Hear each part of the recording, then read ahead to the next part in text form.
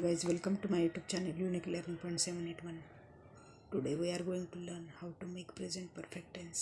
पूर्ण वर्तमान काळ कसा ओळखायचा किंवा कसा तयार करायचा हे शिकूया. So let's start. If the subject of the given sentence I, you, they or any plural noun, then take have. And if the subject is he, she, it or a singular noun, then the third form of the verb main verb is followed by has to form the present perfect tense.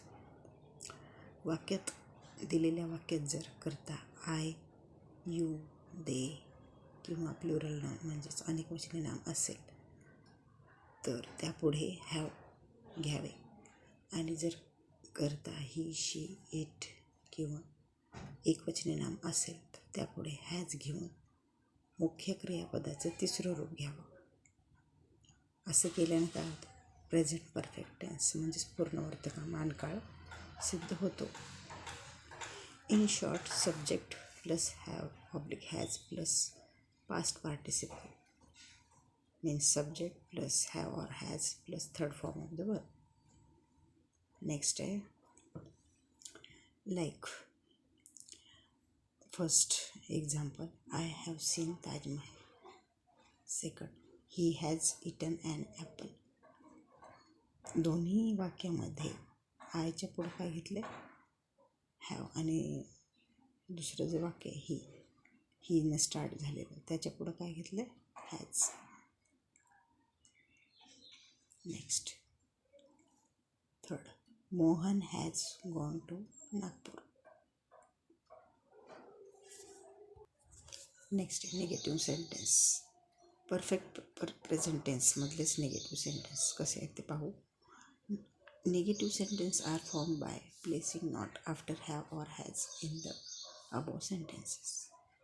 In the above sentence म्हणजेच हे जे वरचे जे वाक्य आहेत त्या वाक्याच्या आधी इथं आपण काय घेतलेलं, त्या वाक्यामध्ये हॅव आणि हॅजच्या पुढे नॉट ठेवल्याने निगेटिव्ह सेंटेन्स बनतात.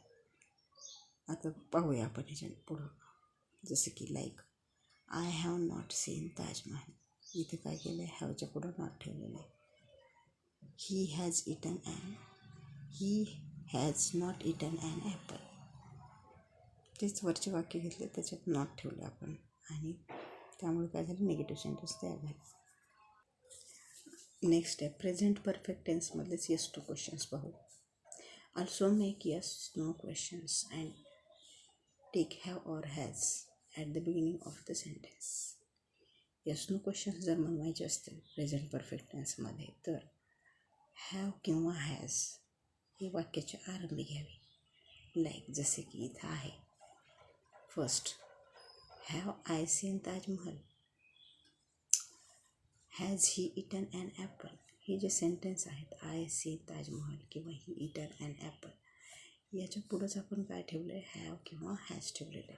त्यामुळे काय झालं, आणि क्वेश्चन मार्क दिला, त्यामुळे काय झालं, येस नो क्वेश्चन्स तयार झालेले. नेक्स्ट आहे डब्ल्यू एच क्वेश्चन्स.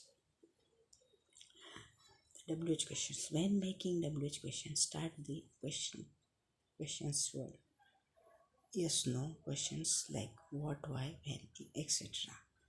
आता डब्ल्यू एच क्वेश्चन्स जर बनवायचे असतील प्रेझेंट परफेक्ट टेन्समध्ये डब्ल्यू एच क्वेश्चन्स बनवायचे असतील तर व्हॉट, वाय, व्हेन आधी जी प्रश्नवाचक शब्द आहेत ते येस नो क्वेश्चन्सच्या आरंभी घ्यावेत. आत्ताच आपण येस नो क्वेश्चन्स बनवले होते.